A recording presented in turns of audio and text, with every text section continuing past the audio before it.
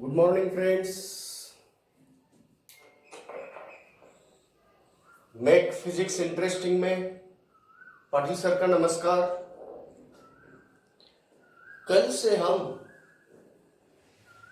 Capacitor का concept और उसके प्रकार स्टार्ट किए रहे थे। अब टाइप्स ऑफ कंडेंसर्स और उनके कैपेसिटीज, ये कंसेप्ट, इनके वेरियस फार्मूलेज, सिलिंड्रिकल कंडेंसर का कैपेसिटी का फार्मूला क्या हो सकता है और स्फेरिकल कंडेंसर के कैपेसिटी का फार्मूला क्या हो सकता है और पैरेलल प्लेट कंडेंसर के कैपेसिटी का फार्मूला क्या होता है, इनके बारे में हम कल जानकारी ली है। आज हमें क्या करना है, तो आज हम उस कंडेंसर के दो प्लेट के ऊपर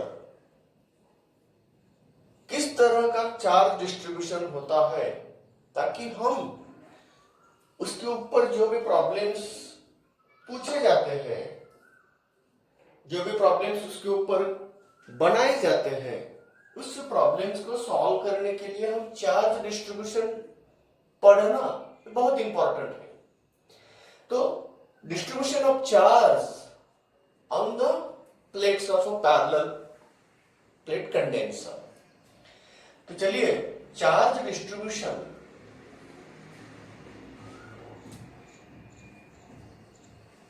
किस तरह से होता है। अगर एक प्लेट है यह और दूसरा प्लेट यहां पे है, तो अगर इसके ऊपर Q चार्जेस दिए, Q1 चार्जेस दिए और इसके ऊपर Q2 चार्जेस दिए, तो इसके साइड, इस साइड पे ये थिक प्लेट्स है, not thin plates. Outer side पे चार्जेस बनते हैं Q1 डिवाइडेड बाय 2, इनके इनर साइड पे बनेंगे Q1 डिवाइडेड बाय 2 और इनके Q2 डिवाइडेड बाय 2, इधर Q2 divided by 2, same charge. आधे चार्जेस इस साइड पे तो आधे चार्जेस इस साइड पे, इनके आधे चार्जेस इनर साइड पे, आधे चार्जेस बाहर की साइड पे। अब क्या होता है, दोनों एक दूसरे के नजदीक लाने के बावजूद चार्ज बाय इंडक्शन होता है। इन्हीं की वजह से यहां चार्ज इंड्यूस हो गए और इन्हीं की वजह से यहां चार्ज इंड्यूस हो गए। मगर बच्चों, जो बाहर वाले चार्जेस है ना, उनकी वजह से यहां कोई चार्ज इंड्यूस नहीं होगा और इधर के बाहर वाले चार्ज की वजह से इधर कुछ चार्ज इंड्यूस नहीं होगा। सिर्फ सवाल इस बात का है, जितने भी चार्जेस उस प्लेट के इनर साइड पे है, अगर इस प्लेट को मैं नाम दिया ए प्लेट और इस प्लेट को नाम दिया बी प्लेट, तो इनके इनर साइड पे जो भी चार्ज है ना, वह यहाँ के चार्ज को इंड्यूस कर सकते हैं। अब चलिए बच्चों, ये नाम के प्लेट के ऊपर इनर साइड पे Q1/2 चार्जेस अगर हो, तो वह सेकेंड प्लेट के इनर साइड पे माइनस Q1/2 चार्ज इंड्यूस करता है। इंड्यूस करना बोले तो नेगेटिव चार्ज, इनके अगेंस्ट वाले अपोजिट चार्ज इनर पे लाना और सिमिलर उतने ही चार्ज बाहर की तरफ लाना। तो चार्ज बाय इंडक्शन की वजह से इनके बाजू में इनर साइड पे एक्स्ट्रा नेगेटिव चार्ज बनते हैं, तो इनके पेयर्स पॉजिटिव चार्ज इधर आते हैं Q1/2। जिस तरह का charge by induction plate B में हुआ ये के चार्ज की वजह से, तो अब उसी तरह इनके ऊपर भी चार्ज बाय इंडक्शन होगा। मगर वह चार्ज बाय इंडक्शन बनाने वाले चार्जेस कौन होंगे? Q2 डिवाइडेड बाय 2 होंगे। जब भी ये Q2 डिवाइडेड बाय 2 यहां चार्ज इंड्यूस करेगा, तो ये पॉजिटिव रहा तो यहां नेगेटिव आएगा Q2 डिवाइडेड बाय 2 और इनके पेयर्स इधर जाएंगे Q2 डिवाइडेड बाय 2। अब बताओ बच्चों, हो गया? चार्ज बाय इंडक्शन, एक दूसरे के खिलाफ चार्ज इंड्यूस कर रहे हैं। ये इनकी वजह से इसमें चार्ज कितने इंड्यूस हो रहे हैं, इनकी वजह से इसमें चार्ज कितने इंड्यूस हो रहे हैं, ये हमने यहां बता दिया। अब गिनो, इनके आउटर साइड पे प्लेट ए के आउटर साइड पे कितने चार्जेस है, Q1 plus Q2 divided by 2, है ना। और इनर साइड पे कितने हैं, Q1 minus Q2 divided by 2, Q1 minus Q2 divided by 2। अब बी प्लेट के तरफ देखिए, प्लेट बी आउटर साइड पे कितने चार्ज है, Q1 plus Q2 divided by 2। और उन्हीं के इनर साइड पे कितने चार्जेस है बताओ। तो मैं इसको माइनस ऐसा लिख सकता हूं, Q1 minus Q2 divided by 2 लिख सकता हूं। तो जितने भी पॉजिटिव चार्ज इसके इनर साइड पे है, उतने ही नेगेटिव चार्ज इसके इनर साइड पे है। ये रहा बच्चों charge distribution on the two parallel plates. तो इस तरह, अगर वो थिक प्लेट रहे तो इस तरह का चार्ज डिस्ट्रीब्यूशन होता है। अगर थिन प्लेट रहे तो क्या रहेगा, थिन प्लेट कितने होते हैं, थिन प्लेट बोले तो Q1 चार्ज दोनों तरफ फील्ड बनाता है। तो यहां अब चार्ज डिस्ट्रीब्यूशन अगर आपको पूछा, दो प्लेट दिए हैं, वो थिक प्लेट होते हैं, आधे चार्ज इधर। तो कोई भी अगर पैरेलल प्लेट हो और उनके चार्ज डिस्ट्रीब्यूशन में अगर क्वेश्चन किया गया तो बाहर की तरफ चार्ज डिस्ट्रीब्यूशन करने के लिए एडिशन कर दो। देखो ना, इनके आउटर साइड पे और इनके आउटर साइड पे दोनों के एडिशन डिवाइड बाय 2। इस प्लेट के ऊपर Q1 है, इस प्लेट के ऊपर Q2 है। अब बताओ, जब कंडेंसर का सवाल आता है, कंडेंसर में हम जितने इसके ऊपर चार्जेस है उतने नेगेटिव चार्ज दूसरे के ऊपर होते हैं। तो चलो बच्चों, चलिए अगर ये कंडेंसर प्लेट होता है तो Q1 इक्वल टू Q2 बन गया और Q2 की साइन माइनस बन गई। तो कंडेंसर के लिए हम क्या बोलेंगे, ये प्लस Q बोलेंगे और ये माइनस Q बता रहे हैं। अब चलो, आउटर साइड पे कितने चार्ज होते हैं, अगर ऐसा क्वेश्चन किया तो इसका आंसर कितना आया, 0। Q1 प्लस Q2 करने जाते हैं क्योंकि आउटर साइड का ये है ना, इसके आउटर साइड पे कितने चार्ज है, 0। इसके आउटर साइड पे कितने चार्ज है, 0। अब इनके इनर साइड पे कितने चार्ज होंगे, तो Q1 minus of minus plus Q बोले तो दोनों का क्या होगा, 2Q डिवाइड बाय 2 बोले तो Q। तो पैरेलल प्लेट कंडेंसर के बाहर के साइड पे कोई चार्ज डिस्ट्रीब्यूशन नहीं होता। ये रहा पैरेलल प्लेट कंडेंसर के बारे में हम जानकारी पा रहे हैं। पहले मैं जनरल दो प्लेट के बारे में बोला, उससे हम पैरेलल प्लेट कंडेंसर के बारे में बोल सकते हैं। क्योंकि पैरेलल प्लेट कंडेंसर में ऐसा होता है, जितने चार्जेस इस प्लेट के ऊपर है उतने ही नेगेटिव चार्जेस इसके ऊपर होते हैं। कल से हम पढ़ा उसको, अब हम आगे चल रहे हैं। तो देखिए बच्चों, अगर कोई कंडेंसर रहा तो उसके बाहर के प्लेट के बाहर वाले बाजू में, बाहर वाले सरफेस पे चार्ज कितने होते हैं, अगर किसी ने कहा तो 0 मान लो। तो बाहर वाले पॉइंट पे चार्ज, बाहर वाले सरफेस की तरफ 0 चार्जेस है। अब यहां देखो ना, यहां कितना आएगा, माइनस Q आएगा। तो जितने प्लस Q चार्जेस उस प्लेट के ऊपर दे रहे हैं ना, वह इनर साइड पे रहते हैं, और जितने माइनस Q चार्ज दे रहे हैं ना, वह इनर साइड पे होते हैं। इसीलिए बच्चों, यहां का field intensity sigma by epsilon naught to epsilon naught, sorry sigma by 2 epsilon naught होता है, और यहां का भी सिग्मा बाय 2 एप्सिलॉन नॉट होता है। दोनों की एडिशन बनके सिग्मा बाय एप्सिलॉन नॉट आता है। तो field intensity between the two parallel plate जब भी निकालते हो आप, उस वक्त sigma by 2 epsilon not, sigma by 2 epsilon not और बाद में सिग्मा बाय एप्सिलॉन नॉट आता है। इसी तरह बच्चों, यहां हम चार्ज डिस्ट्रीब्यूशन के बारे में जानकारी पाई। किसी ने क्वेश्चन किया, क्योंकि इंजीनियरिंग के लिए और जेईई मेन के लिए, सीईटी और जेईई मेन इंजीनियरिंग के लिए दोनों मिलके, कोई भी इंजीनियर महाराष्ट्र गवर्नमेंट का हो या सेंट्रल गवर्नमेंट का हो या और किसी आईआईटी एग्जाम्स जैसे कॉलेजेस जैसे है उसमें का हो, मगर ये इंपॉर्टेंट है। कंडेंसर इंजीनियरिंग के लिए बहुत इंपॉर्टेंट है, इलेक्ट्रिक फील्ड नीट के लिए बहुत इंपॉर्टेंट है, इसलिए बच्चों ये कंसेप्ट याद रखना चाहिए। तो आंखें बंद करके हम पढ़ना नहीं चाहिए, उसके अंदर क्या कंसेप्ट छुपा हुआ है उसको निकालना है।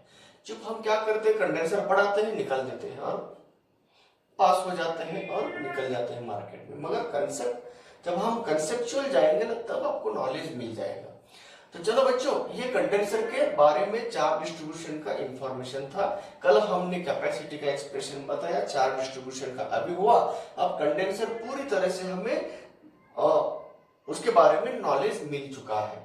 अब हम जाएंगे कपलिंग ऑफ द कंडेंसर्स। जब हम कंडेंसर को कपल करेंगे तो किस तरह का चार्ज डिस्ट्रीब्यूशन हो जाएगा, उसको अगर सीरीज में कपल किया तो किस तरह का हमें रिजल्टेंट कैपेसिटी मिलेगा, पैरेलल में कपल किया तो किस तरह का रिजल्टेंट कैपेसिटी मिलेगा। तो ये कपलिंग के बारे में जानकारी लेने से पहले अब हम सवाल कर रहे हैं आपको कि अगर इस कंडेंसर, पैरेलल प्लेट कंडेंसर के बारे में हमने जानकारी ली, तो अब सिर्फ पैरेलल प्लेट कंडेंसर के बारे में हम सोचना चाहिए, क्योंकि हमारे डेली यूजेस में, डेली अप्लायंसेस में हम पैरेलल प्लेट कंडेंसर ज्यादा यूज करते हैं। तो पैरेलल प्लेट कंडेंसर के बारे में हम और कुछ जानकारी पाएंगे। क्यों बच्चों, हमने जब कंडेंसर के कैपेसिटी का एक्सप्रेशन बताया था, तब हमने ये बोला था capacity of the parallel plate condenser का फार्मूला होता है A epsilon not divided by D बोला। ये कौन है, जिस प्लेट से वह बना है उस प्लेट का दोनों प्लेट के बीच में जो कॉमन एरिया है ना, एक दूसरे के सामने जो कॉमन एरिया है ना, उस एरिया को A बोला जाता है। D कौन है, दोनों प्लेट के बीच का डिस्टेंस है। और एप्सिलॉन नॉट कौन है, अगर उस दोनों प्लेट के बीच में एयर और वैक्यूम रहा तो हम क्या बोलेंगे, उसका कैपेसिटी इस तरह का है, ऐसा बोल सकते हैं। तब हमने बोला था इसको बढ़ाना है तो एरिया बढ़ाओ, इसको बढ़ाना है तो डिस्टेंस कम करो, और उसको बढ़ाना है तो कोई डाइलेक्ट्रिक मीडियम ऐसा दोनों के बीच में इंसर्ट करो, ऐसा उसके भरो कि उनका डाइलेक्ट्रिक कांस्टेंट ज्यादा चाहिए। इसीलिए यही प्रयास करके हमने पेपर प्लेट कंडेंसर बनाया था। अब सवाल इस बात का है, हमें उसके अंदर जो डाइलेक्ट्रिक डालते हैं तो उस डाइलेक्ट्रिक में एक्चुअली क्या होता है, तो उसको पढ़ना चाहिए। अगर हमने पैरेलल प्लेट कंडेंसर है, उनके प्लेट के बीच में अगर हमने पार्शियल स्लैब डाल दिया, डाइलेक्ट्रिक स्लैब डाल दिया, टी थिकनेस का स्लैब डाल दिया, तो टी थिकनेस का स्लैब जब डालते हैं ना के डाइलेक्ट्रिक कांस्टेंट का, तब कैपेसिटी के ऊपर क्या असर होता है। तो आज हम वही पढ़ने जा रहे हैं कि effect of dielectric slab in between the two parallel plates of a condenser. Condenser के दो पैरेलल प्लेट में अगर हमने डाइलेक्ट्रिक स्लैब डाल दिया तो कैपेसिटी ऑफ दैट कंडेंसर के ऊपर क्या असर होता है, ये पढ़ना जरूरी है आज। तो चलिए, डाइलेक्ट्रिक बोले तो कौन है, तो डाइलेक्ट्रिक के ऊपर कैसा इफेक्ट होता है ये पढ़ना चाहिए। तो डाइलेक्ट्रिक हमारे पास दो तरीके होते हैं, इसलिए बच्चों आज का एक नया कंसेप्ट है जिनका असर कैपेसिटी के ऊपर होने वाला है कंडेंसर के, तो उस डाइलेक्ट्रिक के बारे में हमें पढ़ना चाहिए।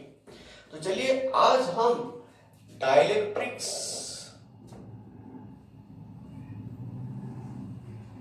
क्या होता है, डाइलेक्ट्रिक्स क्यों कहा गया।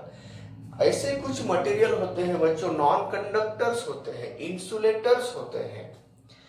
जब भी हम इलेक्ट्रिक फील्ड में इस डाइलेक्ट्रिक को रख दिया, डाइलेक्ट्रिक मटेरियल को रख दिया, तो उनके अंदर भी फील्ड बनता है, इलेक्ट्रिक फील्ड इंटेंसिटी के अगेंस्ट फील्ड बनता है। और क्यों बनता है? क्योंकि डाइलेक्ट्रिक्स में पोलराइजेशन होता है।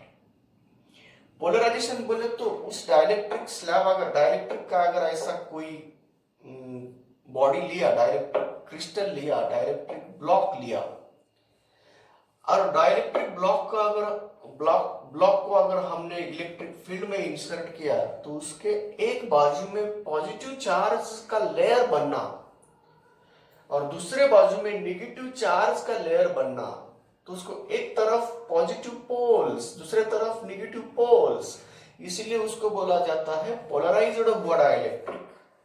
तो डाइलेक्ट्रिक्स कौन है? डाइलेक्ट्रिक एक इंसुलेटिंग मटेरियल है।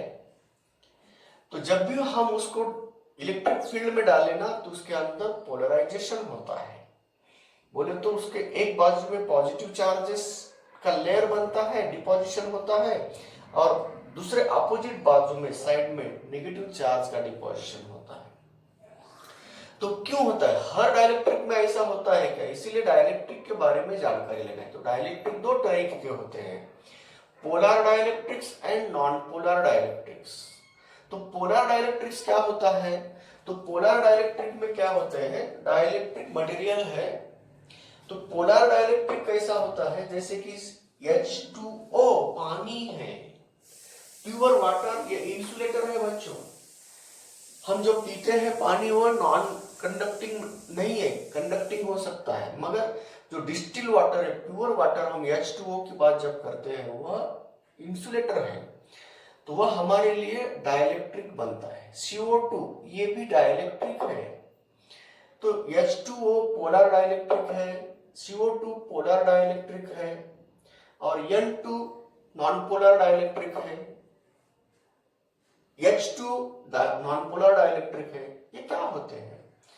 तो अब पोलर डाइलेक्ट्रिक और नॉन पोलर डाइलेक्ट्रिक के बारे में जानकारी ले रहे हैं। तो डाइलेक्ट्रिक के दो तरीके हैं। पहला पोलर डाइलेक्ट्रिक्स। तो बच्चों, जिस डाइलेक्ट्रिक मटेरियल में दो पोल्स ऑलरेडी उसमें प्रेजेंट होते हैं, जिस डाइलेक्ट्रिक के अंदर, उनके मॉलिक्यूल के अंदर पॉजिटिव चार्ज और नेगेटिव चार्ज, पॉजिटिव चार्ज वाला पोल या नेगेटिव चार्ज वाला पोल दोनों एक दूसरे से दूर होते हैं, उसीलिए हम उसको डायपोल कहते हैं। तो ऑलरेडी उसमें डायपोल होते हैं, इसलिए उसका नाम पोलर डाइलेक्ट्रिक कहा है। तो क्यों ऐसा होता है उसको हम डिफाइन करने जा रहे हैं। बच्चों,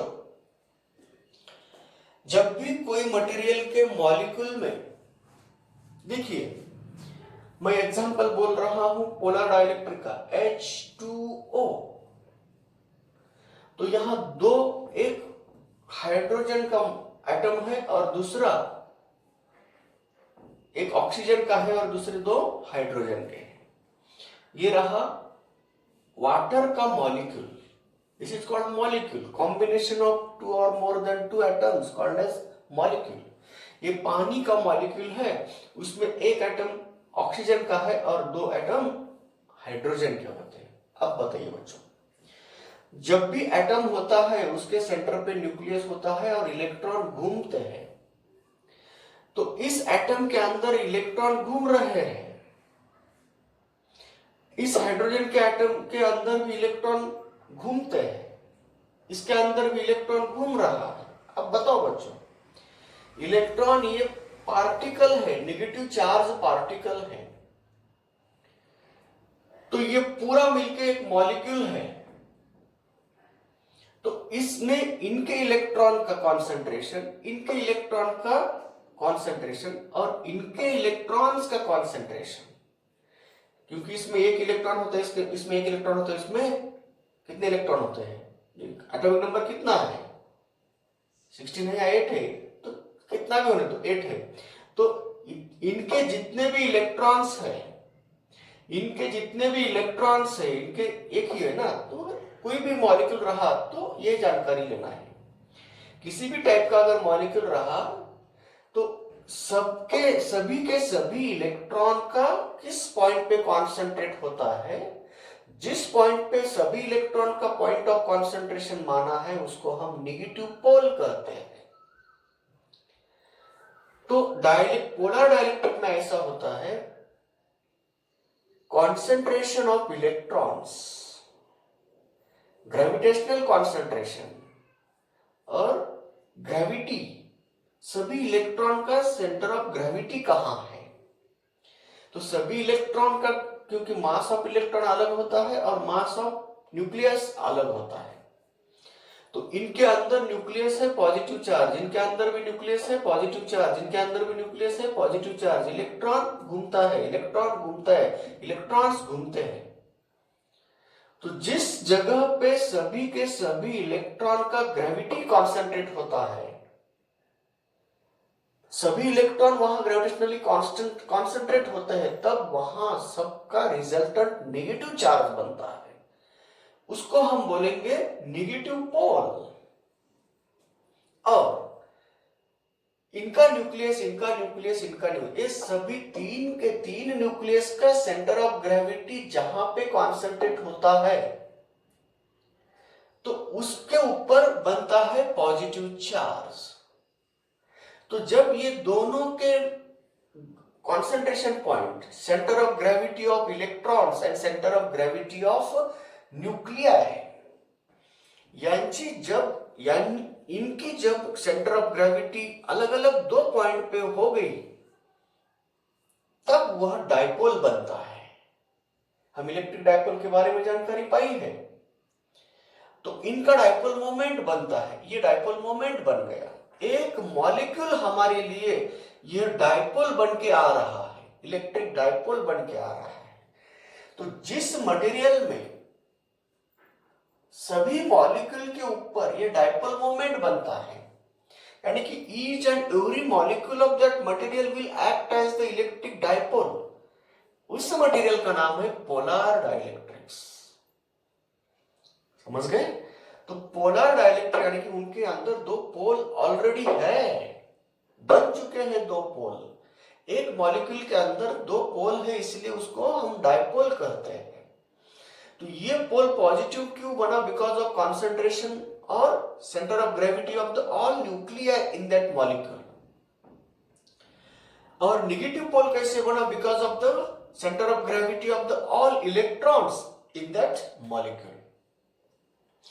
तो जिस डाइलेक्ट्रिक के अंदर centre of gravity of electron and centre of gravity of nuclear अलग अलग दो पॉइंट पे होती है, उस डाइलेक्ट्रिक का नाम है पोलर डाइलेक्ट्रिक।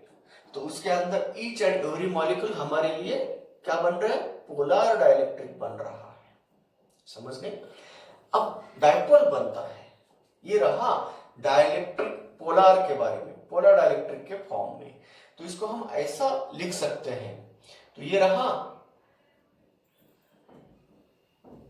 ये माइनस और ये प्लस, तो ये रहा पोलर डाइलेक्ट्रिक का मॉलिक्यूल। तो अगर हम कोई पोलर डाइलेक्ट्रिक ले लिया, ऐसा ब्लॉक ले लिया, मटेरियल ले लिया, कुछ सैंपल ले लिया उसका, तो उनको कोई इलेक्ट्रिक फील्ड में नहीं रखा, तो चलिए इस मॉलिक्यूल का पोलर है, ये पोल है, ये डाइपोल है, उसका डाइपोल मोमेंट इधर होगा, P1 कहेंगे, या माइनस है, यहां प्लस है, ये दो पोल है ना। यहां का जो मॉलिक्यूल है उसका इधर रहेगा, इसका डाइपोल मोमेंट P2 रहेगा। अब देखो, अगर मॉलिक्यूल सेम मटेरियल का रहा तो ये डाइपोल मोमेंट सेम होता है, मॉलिक्यूल में कंटेंट सेम है, एक ही मटेरियल का ये मॉलिक्यूल है, इसीलिए इनका डाइपोल मोमेंट इधर रहा, इनका डाइपोल मोमेंट इधर रहा, इनका डाइपोल मोमेंट इधर रहेगा, इनका डाइपोल मोमेंट इधर रहेगा, इनका डाइपोल मोमेंट इधर रहेगा, इनका डाइपोल मोमेंट इधर रहेगा, इनका इधर रहेगा, इनका इधर रहेगा। तो रैंडम डायरेक्शन में डाइपोल मोमेंट बन रहे हैं। तो अब बताइए बच्चों, एक मॉलिक्यूल के ऊपर डाइपोल मोमेंट है, उस मटेरियल के एक मॉलिक्यूल के ऊपर डाइपोल मोमेंट है, मगर दिए हुए सैंपल के ऊपर डाइपोल मोमेंट कितना है? तो what is the dipole moment of this sample of the dielectric, polar dielectric? तो अगर हमने इस सैंपल को लिया तो उसके ऊपर रिजल्टेंट डाइपोल मोमेंट 0 बन रहा है। क्यों? The dipole moment are randomly oriented in that sample. तो इसीलिए बच्चों हम बोलते ना, कंडक्टर के ऊपर इलेक्ट्रॉन होते हैं तो भी कंडक्टर के ऊपर नेट चार्ज 0 क्यों होता है? क्योंकि वह इलेक्ट्रॉन हमेशा रैंडम डायरेक्शन में घूमते हैं, वहां पे नेट फ्लो 0 होता है। उसी तरह यहाँ ईच एंड एवरी मॉलिक्यूल के ऊपर डाइपोल है, डाइपोल मोमेंट है, तो भी उस मटेरियल के ऊपर डाइपोल मोमेंट क्यों नहीं है? क्योंकि ये मटेरियल डाइलेक्ट्रिक मटेरियल के अंदर डाइपोल मोमेंट रैंडम ओरिएंटेशन में है, इसीलिए रिजल्टेंट डाइपोल मोमेंट कितना बन रहा है? उसका 0 आ रहा है। हम बोलेंगे it is the polar dielectric, but basically if we place it in the space in absence of any external electric field, the net dipole moment of this dielectric is 0. क्यों? Each and every molecule का dipole moment एक दूसरे को क्या कर रहा है? Cancel कर रहा है। तो इसीलिए रिजल्टेंट डाइपोल मोमेंट 0 बनेगा। तो ये रहा बच्चों, in absence of electric field polar dielectric के अंदर डाइपोल है, मगर उस सब्सटेंस के ऊपर डाइपोल नहीं है, डाइपोल मोमेंट नहीं है। तो ये होती है in absence of electric field situation of polar dielectric. क्योंकि हम डाइलेक्ट्रिक पढ़ रहे हैं, उसके ऊपर इलेक्ट्रिक फील्ड का असर कैसे होता है ये पढ़ने जा रहे हैं। क्यों? हम इस डाइलेक्ट्रिक का असर कंडेंसर के ऊपर कैसे होता है ये बताने का है। तो अगर कंडेंसर के प्लेट के दोनों बीच के अंदर अगर हमने डाइलेक्ट्रिक भर दिया तो क्या होता है उसके अंदर, ये कंसेप्ट हमें पता करना है। तो चलिए बच्चों, डाइलेक्ट्रिक में पोलर डाइलेक्ट्रिक के बारे में हम इंफॉर्मेशन दे रहे हैं। तो पोलर डाइलेक्ट्रिक में ईच एंड एवरी पोल को डाइपोल होता है, डाइपोल मोमेंट होता है। क्यों बन गया डाइपोल ये भी हमने बताया। तो हर डाइपोल, हर मॉलिक्यूल में डाइपोल मोमेंट है, मगर सब्सटेंस के ऊपर डाइपोल मोमेंट क्यों नहीं होता ये भी हमने बता दिया। अब चलिए, जैसे ही हम इस डाइपोल को, इस मटेरियल को हम कोई इलेक्ट्रिक फील्ड में रखते हैं तो क्या होता है, चलिए उसके बारे में जानकारी लेंगे। तो in absence of electric field क्या होता है उस मटेरियल के अंदर, रिजल्टेंट डाइपोल मोमेंट कितना बन गया ये पढ़ चुके हैं। अब बताइए, चलो जिस तरह हमने H2O लेके एग्जांपल बोल दिया CO2 का भी, उसी तरह जितने भी डाइलेक्ट्रिक्स पोलर डाइलेक्ट्रिक है उनके बारे में यही इंफॉर्मेशन है। अब हम इस मटेरियल को, इस ब्लॉक को, पोलर डाइलेक्ट्रिक ब्लॉक को हम इलेक्ट्रिक फील्ड में रखना चाहते हैं। चलिए, इलेक्ट्रिक फील्ड इंटेंसिटी E इस दिशा में लिया है, इस इलेक्ट्रिक फील्ड में हम इस ब्लॉक को रखते हैं।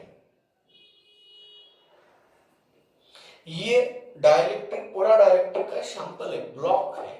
अब बताओ बच्चों, ये जब नहीं था ना, ये इलेक्ट्रिक फील्ड इंटेंसिटी जब 0 थी ना, तो यहां पे रैंडम ओरिएंटेशन था किसका? इस मॉलिक्यूल के डाइपोल का। तो इसीलिए एक दूसरे को क्या कर रहे थे, ये कैंसिल कर रहे थे।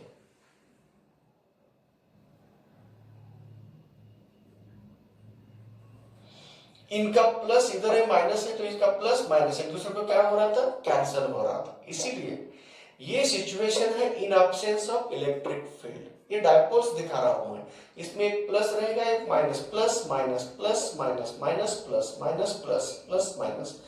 तो इन एक मॉलिक्यूल का डाइपोल मोमेंट दूसरे मॉलिक्यूल ने क्या किया? कैंसिल कर दिया। यहां रैंडम डायरेक्शन में है, तो इसीलिए नेट डाइपोल मोमेंट कितना आया? 0। अब बताओ, जब भी हम यूनिफॉर्म इलेक्ट्रिक फील्ड में उसको रख दिया, E is not equal to 0। तो अब क्या होता है बच्चों, आपको पता है इलेक्ट्रिक डाइपोल में हमने बताया, जब भी इलेक्ट्रिक डाइपोल को हम यूनिफॉर्म इलेक्ट्रिक फील्ड में रखते हैं उसके ऊपर टॉर्क एक्ट होता है। टॉर्क एक्ट होने से वह डाइपोल फील्ड के डायरेक्शन में अलाइन हो जाता है, ताकि वह उसकी इक्विलिब्रियम सिचुएशन है, नेट टॉर्क 0 बन जाता है। तो अगर ई इंटेंसिटी इधर है तो इसके ऊपर प्लस चार्ज और माइनस चार्ज, इस तरह का अलाइनमेंट हुई है उसमें। ये डायपोल इनके साइड में उसके दिशा में झुक गया, उसमें इन्वॉल्व हो गया। इसको हम बोलते हैं टॉर्क लगने से ये इक्विलिब्रियम में आ गया, तो इसको हम अलाइनमेंट कहा जाता है। अब बताओ बच्चों, अगर इलेक्ट्रिक फील्ड का असर एक डायपोल के ऊपर अगर टॉर्क लगा रहा है, मोमेंट ऑफ द फोर्स लगा रहा है, तो उसके ऊपर जब भी टॉर्क लगेगा वह ट्विस्ट हो जाएगा और इन the direction of field align होगा। जिस डायरेक्शन में P है ना, E है ना, उसी दिशा में P हो जाएगा, ताकि दोनों के बीच का एंगल कितना रहा, 0। तो torque to equal to PE sine theta नाम से हम निकालते हैं।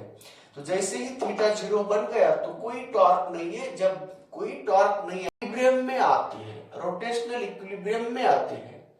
इसीलिए ये इलेक्ट्रिक फील्ड की वजह से सबके सब डायपोल एक लाइन में आते हैं। तो एक लाइन में आया बोले तो orientation takes place in the direction of electric field, so that all the molecules, all the dipoles have equilibrium state. समझ गए क्यों हो रहा है? तो अब चलिए बच्चों, जैसे ही हमने कोई नॉन जीरो इलेक्ट्रिक फील्ड में हमने उसको रखा, तब क्या हुआ समझ में आया? ईच एंड एवरी डायपोल के ऊपर टॉर्क लग गया और उस टॉर्क की वजह से सबके इधर उधर भटकने वाले, इधर उधर ओरिएंटेशन वाले सभी डायपोल एक दिशा में आ गए। All the dipoles are aligned in the direction of applied electric field intensity. तो सिचुएशन ऐसी बनी, देखिए बच्चों, सिचुएशन ये बन गई। अब ये डायपोल इधर इस इंक्लाइन डायरेक्शन में था ना, वो भी इस दिशा में आ गए, ये सब एक डायरेक्शन में आ गए। तो ये एक डायरेक्शन में सबके सब मॉलिक्यूल्स, सबके सब डायपोल्स अलाइन हो गए, क्योंकि सभी के ऊपर एक ही डायरेक्शन में टॉर्क लगा है और सब चाहते हैं कि उसके ऊपर का टॉर्क 0 हो जाए, इक्विलिब्रियम में आए गए सब।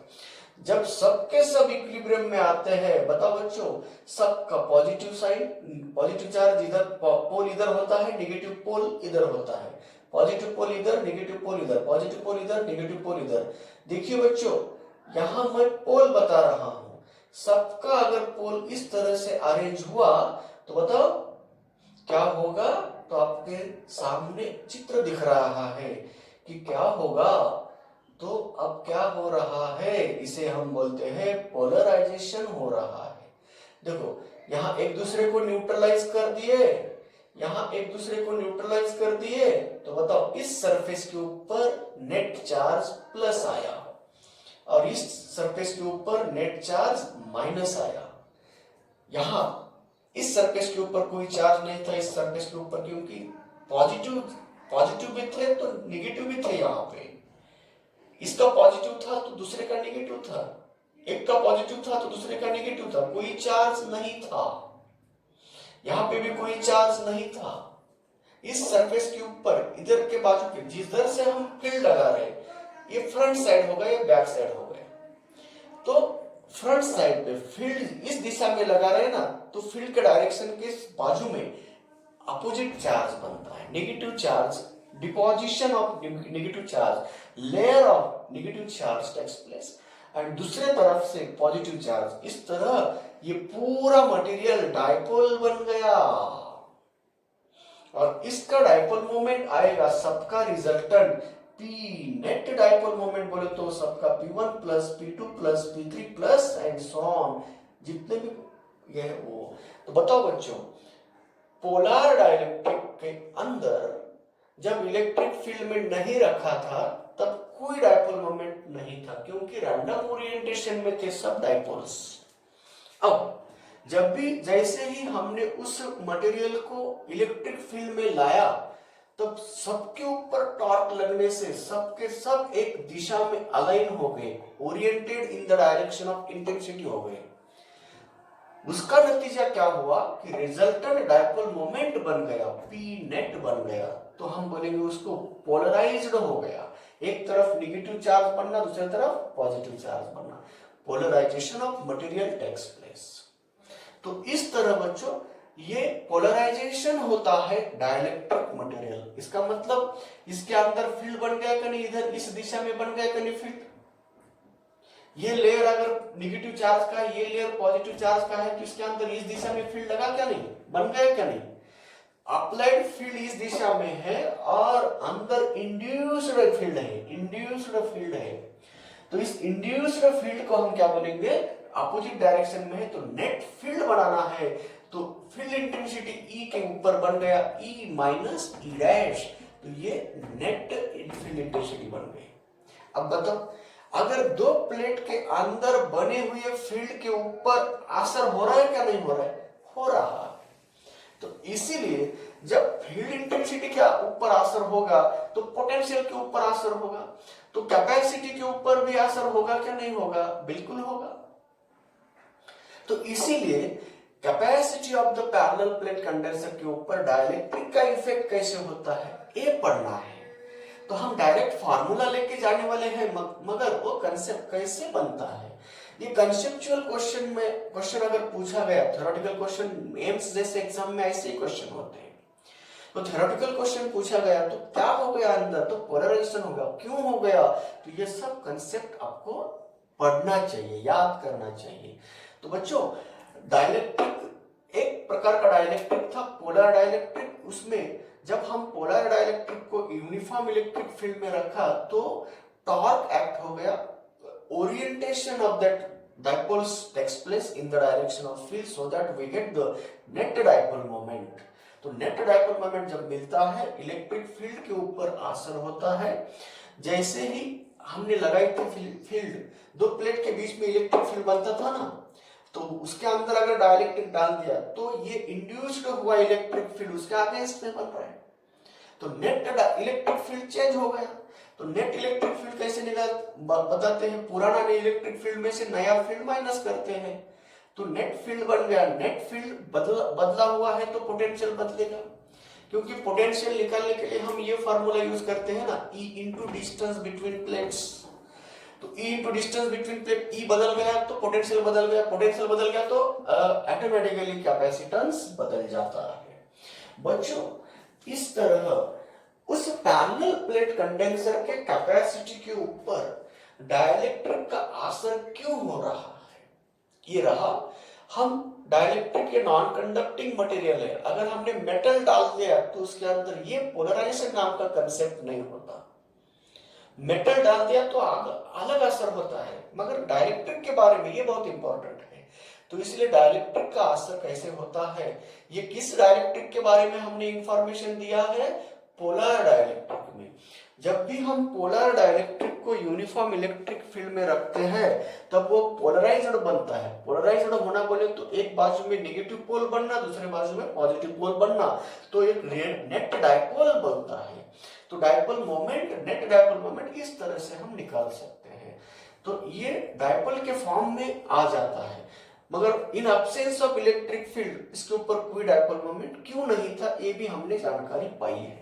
अब चलिए दूसरा डाइलेक्ट्रिक होता है, वो होता है नॉन पोलर डाइलेक्ट्रिक। उसके बारे में क्या होता है, in absence of electric field क्या होता है, in presence of electric field क्या होता है, उसका असर कैपेसिटी के ऊपर होता है क्या नहीं होता है, इनकी भी जानकारी हमें पाना है।